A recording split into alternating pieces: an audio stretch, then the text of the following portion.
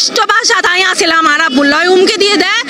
5 তারিখের পরে এটা হনো আইন শাসন নাই নির্বাচিত হনো সরকার নাই তোরে চাইল হুমা আর তোরে চাইল হুম তুই মার্কেটের মালিক তুই ওই তাইতি ন এই জামান জেডে গেই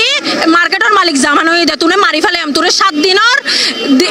আলটিমেটাম দিয়ে 7 দিনের পরে তোরা খবরে ফাড়াই হুম তোরে বাঁচাইবার হনিকা নাই এডে যে মার্কেটটা লইর হতাশলের এই মার্কেটের মধ্যে জামাত এবং তারা সবসময় মানুষের তুন ভাড়া লই দেখা যায় দেখি তারা নিজেরা মালিক হয়ে দেখি তারা কি করে মানুষের ভাড়া নদের তারা এখনো কি করে নিজেরা বিএমপি সাজি তারা এই ধরনের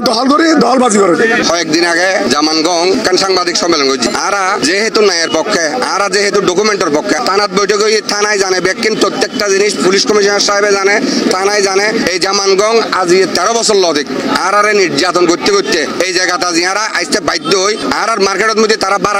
বাড়া লই দেয় আর হইলে আমরা জমিদার বাড়াটি হই এরা আর বিরুদ্ধে কেন ভুয়া মামলা করে আর বিরুদ্ধে কেন তিব মামলা থর দেখি আর 280 স্কয়ার ফিট জায়গায় তারা ব্যবহার করতেন দিই তারা 877 স্কয়ার ফিট জায়গা দখল করে রেখে আর যেতে হচ্ছে আর জায়গা ছাড়ি দাও আর দুও টাঙ্কি তারা ব্যবহার করবে হয়তো 8টো টাঙ্কি ব্যবহার করেন 2 পার্কিং দি তারা পুরো পার্কিং ব্যবহার করে আজ 13 বছর লদিক বাড়াটি আইলে বাড়াটি হল বনে দি দিয়ে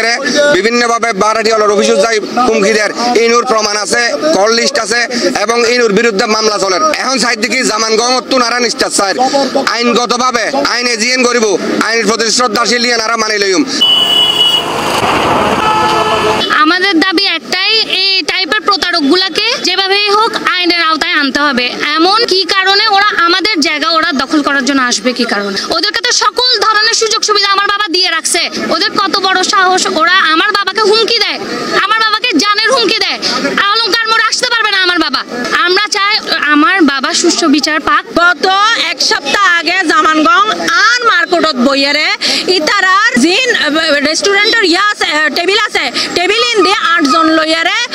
ভিডিও আইবে সংবাদ সম্মেলন হইতেন না কিলা সংবাদ সম্মেলন হলে লজ্জা হইব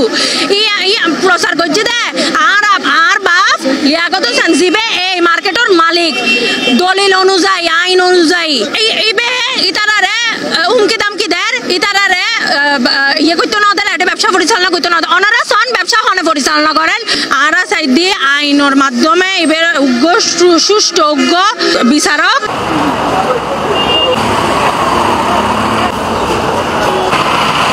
তারা আর 2012 সালে তারা তো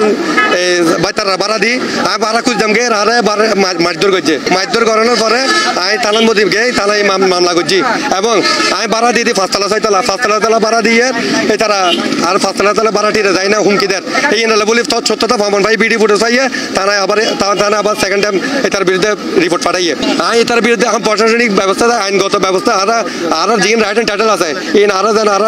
প্রশাসনের দৃষ্টিতে আমরা আর রাইট এন্ড টাইটেল আর অক্ষণ রাইট তারিখ